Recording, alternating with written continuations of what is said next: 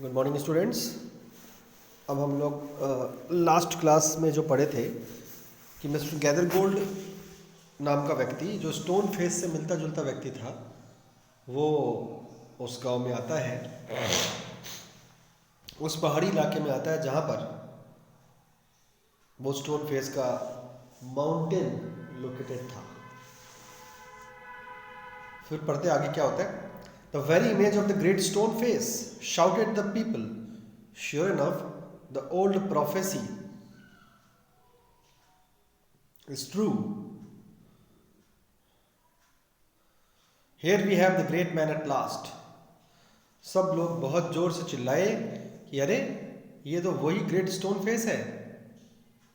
इसका मतलब अच्छा, प्रोफेसी का मीनिंग होता है महानता, ग्रेटनेस जिसको बोलते हैं हम।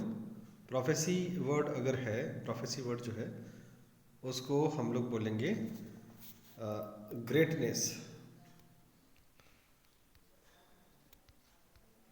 ठीक है, प्रोफेसी वर्ड का मतलब ग्रेटनेस होता है। लोगों ने चिल्ला कर कहा कि यार ये तो जो ग्रेट स्टोन फेस की जो महानता है वो तो सच निकली। उस की तरह मिलता जुलता एक व्यक्ति वास्तव में है, ये हम लोग बचपन से सुनते आ रहे हैं और एक्चुअल में जो हम सुनते आ रहे हैं वो तो सच निकला। ये देखो गैदरगोल्ड जो आदमी बिल्कुल पूरी तरह से स्टोन फेस से मिलता जुलता है, इस आदमी को जो है देख करके लोगों को महान आश्चर्य हुआ और एक सुखद आश्चर्य हुआ। अर्नेस्ट जो था उसको एक चीज कंफ्यूज कर दिया या पजल्ड कर दिया। They seemed actually to believe that here was the likeness which they spoke of. He turned away sadly from the wrinkled shrewdness of that unpleasant face and gazed up the valley where the stone face seemed to say, he will come. Fear not, Ernest, the man will come. न जाने क्या हुआ, Ernest को एक अजीब सी अनुभूति हुई। Ernest को ऐसा लगा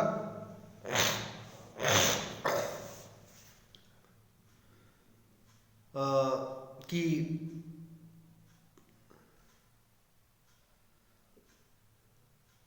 ये आदमी वो नहीं है। अर्नेस्ट ने उस आदमी का चेहरा ठीक से देखा तो उस आदमी के चेहरे में झुर्रियां थी। श्रूडनेस का मतलब जैसे कि आप वर्ड मीनिंग में देख पा रहे हो, धूर्तता। श्रूड वर्ड का मतलब होता है धूर्त और श्रूडनेस का मतलब धूर्तता। जैसे लिखा हुआ वर्ड मीनिंग में कनिंगनेस, धूर्तता। वो आदमी अर्नेस्ट को धूर्त लगा, गैदरगोल्ड, और चेहरे में झुर्रियां लिए हुए वो धूर्त आदमी जो लगा उसको, तो उनको बड़ा ही अजीब सा अर्नेस्ट को फील हुआ। और अर्नेस्ट ने जब उस स्टोन फेस की तरफ वापस देखा तो जैसे उसके अंदर से आवाज आई कि स्टोन फेस कह रहा हो कि ही विल कम। अभी ये आदमी वो नहीं है जो इसके बारे में आप सोच रहे हो, वो आएगा। पार्ट 2 पढ़ते हैं। The years went on and Ernest grew to be a young man. He attracted little notice from the inhabitants of the valley. They saw nothing remarkable in his way of life except that when the labor of the day was over, he still loved to gaze upon the great stone face.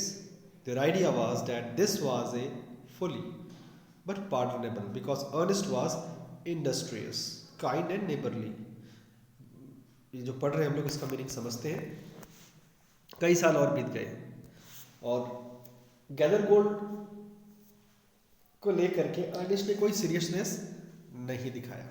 Ernest ने गैदरगोल्ड को seriously लिया ही नहीं। उसने valley के लोगों से भी ज़्यादा मेलजोल करना बंद कर दिया।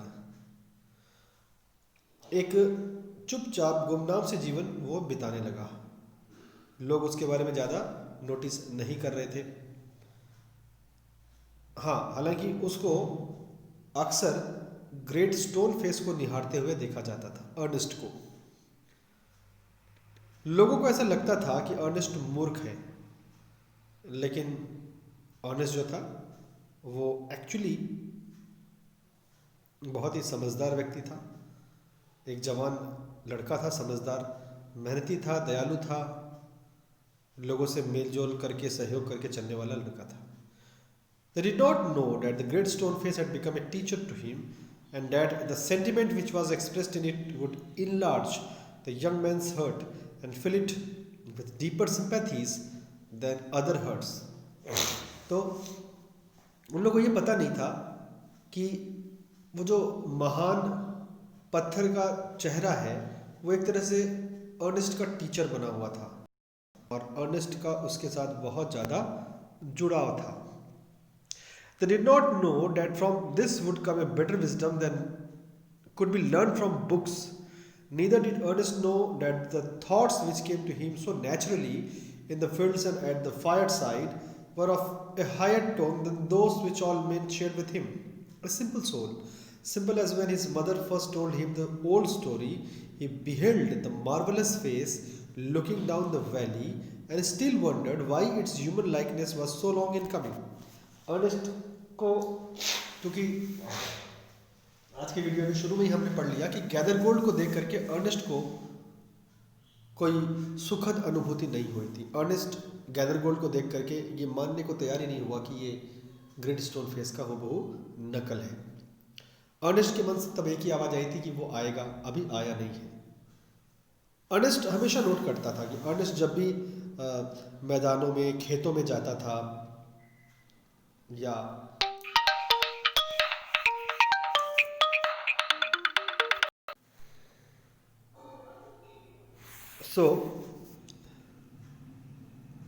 स्टूडेंट्स, जैसे कि हम पढ़ रहे थे कि हमेशा महसूस करता था अर्नेस्ट कि जब भी वो खेतों में होता था या जब भी वो आग जलाया करता था लकड़ियों के द्वारा, तो उसको शांत माहौल में एक ऐसी अलग अनुभूति होती थी जो लोगों के साथ ज्ञान को प्राप्त करने के बाद उसको नहीं महसूस होता था। अर्नेस्ट हमेशा से एक सीधा साधा लड़का था। जब वो छोटा था उसकी माँ ने ग्रेट स्टोन फेस के बारे में जब उसको कहानी बताई थी और तब से लेकर के आज तक वो वैसा ही दिल का था, दिल उसका वैसा ही था। साधारण लड़का तब भी था, साधारण लड़का आज भी था। और जबकि वो ये सोच रहा था कि अभी भी वो इस चिंता में था कि ह्यूमन जो लुक अलाइक है स्टोन फेस का वो कब आएगा। By this time poor Mr. Gathergold was dead and buried. His wealth, which was the body and spirit of his existence, had disappeared before his death. Since the melting away of his gold, it had been generally agreed that there was no great likeness after all between the ruined merchant and the majestic face upon the mountain. It so happened that another son of the valley had become a soldier many years before. After a great deal of hard fighting, he was now a famous commander. He was known on the battlefield by the name of Blood and Thunder. तो students, गैदरगोल्ड इस बीच में कुछ सालों में गैदरगोल्ड की जो संपत्ति थी, अथाह संपत्ति जो उसने इकट्ठी की थी, वो भी किसी न किसी वजह से यूज्ड हो गई और उनकी मौत के पहले ही उनकी संपत्ति भी खत्म हो गई थी। ये दुर्भाग्य रहा मिस्टर गैदरगोल्ड के लिए। गैदरगोल्ड ने अपने नाम के मुताबिक, गैदर मीन्स होता है इकट्ठा करना और गोल्ड का मतलब सोना, उन्होंने अथाह संपत्ति इकट्ठा की थी अपने नाम के अनुसार। लेकिन उनकी मौत के पहले ही उनकी संपत्ति खत्म हो गई और उनकी मौत हो गई, उनको दफना दिया गया। और सबसे बड़ी बात है कि लोगों ने यह महसूस किया था कि मिस्टर गैदरगोल्ड का जो चेहरा है वो कहीं ना कहीं ग्रेट स्टोन फेस से पूरी तरह से नहीं मिलता। It so happened that another son of the valley had become a soldier many years before. After a great deal of hard fighting, he was now a famous commander. He was known on the battlefield by the name of Blood and Thunder. इस बीच में एक और घटना घटी कि एक valley में पैदा होने वाला और एक बच्चा बड़ा होकर के एक सैनिक बना और बहुत ही छोटे सैनिक के द्वारा उसने प्रमोशन लेते लेते एक कमांडर बन गया। और कमांडर बनने के बाद उसने जो है अ, इतना ही महान ढंग से कुछ युद्ध किए कि उसका नाम ब्लड एंड थंडर पड़ गया। Old and tired now, he had lately expressed a desire to return to his native valley. The inhabitants, his old neighbors, and their grown up children prepared to welcome the renowned commander. It was being said that at last, the likeness of the great stone face had actually appeared. Great, therefore, was the excitement throughout the valley, and many people who had never once thought of glancing at the great stone face now spent much time in gazing at it for the sake of knowing exactly how General Blood and Thunder looked. वो जो साधारण अन्य बच्चा valley में इस बीच जन्म लिया था और बड़ा होकर के सैनिक बना, फिर कमांडर बना, वो किसी दूसरी जगह में चला गया और युद्ध करता था। जब वो बूढ़ा हो गया, थक गया, तब वैली में वापस आने की उसकी बात हुई और लोगों के बीच ये चर्चा भी चल पड़ी कि ये कमांडर जो है ये ग्रेट स्टोन फेस का लुक अलाइक है। सब बहुत उत्सुक हो गए देखने के लिए कि ग्रेट स्टोन फेस का लुक अलाइक जो है कैसा लगता होगा। इसके लिए सब बहुत ज़्यादा एक्साइटेड हो गए और देखने के लिए। और जैसे कि ब्लड एंड थंडर जो उनका नाम पड़ा था, जनरल ब्लड एंड थंडर, उनके बारे में चर्चाएं चल पड़ी।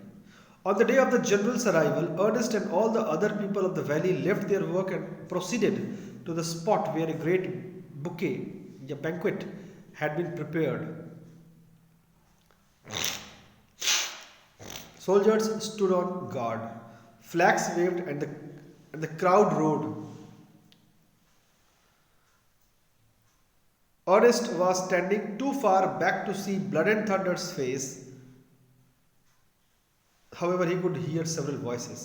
It's the same face exactly, cried one man, dancing for joy. Wonderful like it, that's a fact, replied another. And why not, cried a third. He is the greatest man of this or any other age beyond a doubt. तो इस तरह से general जो था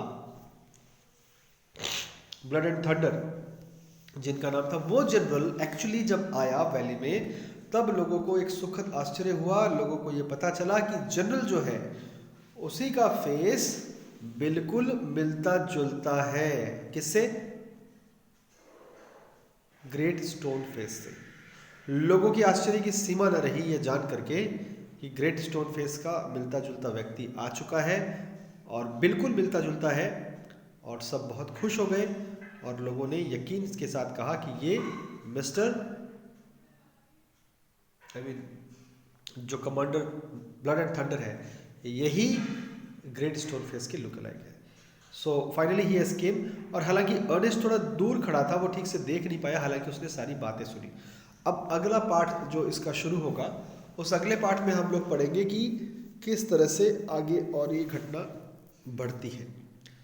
अभी फिलहाल हम लोग इस चैप्टर का एक्सरसाइज कर लेते हैं। सो स्टूडेंट्स, टेक्सचुअल क्वेश्चंस की अगर बात करें तो you can see that there are actually 5 questions has been asked in the textual part. The first question is, what was the great stone face? What did young Ernest wish when he gazed at it? The great stone face was a strange arrangement of huge rocks joined together in a way that the natural structure resembled the features of a human face.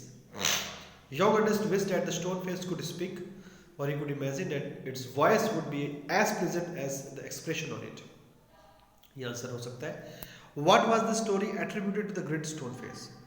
The legend about the great stone face was that of a very special and extraordinary child would be born in the village. कहावत थी, एक कथा प्रचलित थी, लोक कथा। Legend मतलब होता है